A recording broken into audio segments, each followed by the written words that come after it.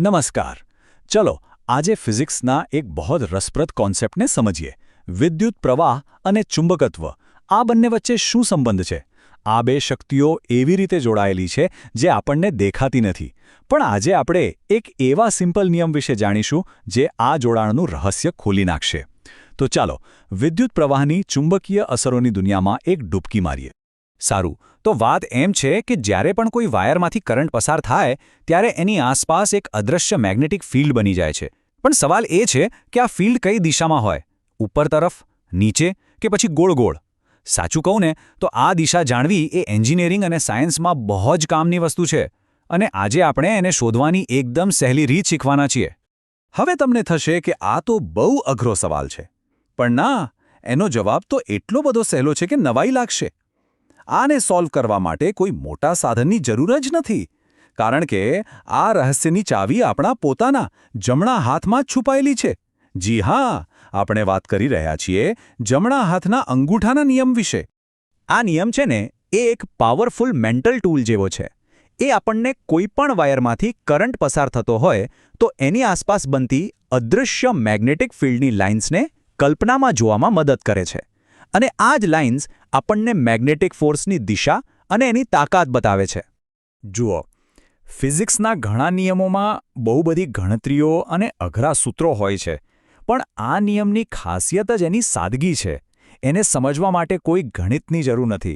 બસ એક સિમ્પલ શારીરિક ક્રિયા કરવાની છે અને એટલે જ એને યાદ રાખવો પણ એકદમ સહેલો છે. તો સવાલ એ છે કે આ નિયમનો ઉપયોગ ખરેખર કરવો કઈ રીતે? ચાલો આપણે આખી પ્રોસેસને 3 એકદમ સરળ સ્ટેપ્સમાં તોડી નાખીએ. જો આ 3 સ્ટેપ્સને ફોલો કરવામાં આવે તો કોઈ પણ વ્યક્તિ ગમે ત્યારે મેગ્નેટિક ફિલ્ડની સાચી દિશા શોધી શકે છે. ચાલો તો આ 3 સ્ટેપ્સને બરાબર સમજી લઈએ. સૌથી પહેલાં બસ કલ્પના કરો કે જે વાયરમાંથી કરંટ જાય છે એને તમે તમારા જમણા હાથમાં પકડ્યો છે. ઓકે? બીજું સ્ટેપ, તમારો અંગૂઠો એને કરંટ જે દિશામાં જાય છે એ બાજુ રાખો. અને છેલ્લે ત્રીજું સ્ટેપ, તમારી આંગળીઓને વાયરની ફરતે વાળી દો. બસ તમારી આંગળીઓ જે દિશામાં વળે છે ને એ જ છે મેગ્નેટિક ફિલ્ડની દિશા. છે ને એકદમ સહેલું? ચાલો થિયરી તો બરાબર સમજાઈ ગઈ, પણ રિયલ લાઈફમાં આ નિયમ કઈ રીતે કામ કરે છે?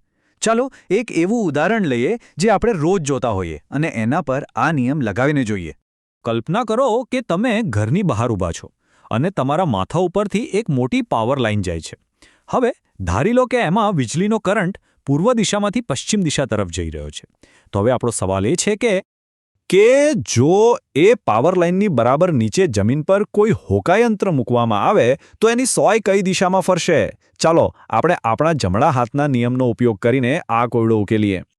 તો હવે નિયમ પ્રમાણે જમણો હાથ લો અને અંગૂઠાને પૂર્વથી પશ્ચિમ તરફ રાખો, એટલે કે કરંટની દિશામાં. હવે વાયરની નીચેના ભાગમાં તમારી આંગળીઓને વાળો. તમે જોશો કે તમારી આંગળીઓ ઘડિયાળના કાંટા ફરે એ દિશામાં, એટલે કે ક્લોકવાઇઝ ફરી રહી છે. આનો સીધો મતલબ એ થયો કે વાયરની નીચે મેગ્નેટિક ફિલ્ડ ક્લોકવાઇઝ દિશામાં છે. આ નિયમના સ્ટેપ્સ તો બહુ સહેલા છે, પણ લાંબા સમય સુધી એને યાદ કઈ રીતે રાખવા? ચાલો હું તમને એક મસ્ત ટ્રીક બતાવું, જેનાથી તમે અંગૂઠો અને આંગળીઓનો મતલબ ક્યારેય નહીં ભૂલો. આને યાદ રાખવાની સૌથી સહેલી રીત બસ આટલું જ છે. જુઓ, અંગૂઠો સીધો છે, એક જ દિશામાં જાય છે, બિલકુલ કરંટની જેમ. તો અંગૂઠો એટલે કરંટની દિશા અને આંગળીઓ એ ગોળ વળે છે વાયરની આસપાસ, બરાબર? તો એ થઈ ગયું આપણું ગોળાકાર મેગ્નેટિક ફિલ્ડ. સિમ્પલ. અંગૂઠો એટલે પ્રવાહ, આંગળીઓ એટલે ક્ષેત્ર. બસ આટલું જ યાદ રાખવાનું છે. અને હા, એક મજાની વાત કહું, આ નિયમનું બીજું પણ એક નામ છે, મેક્સવેલનો કોર્કસ્ક્રૂ નિયમ.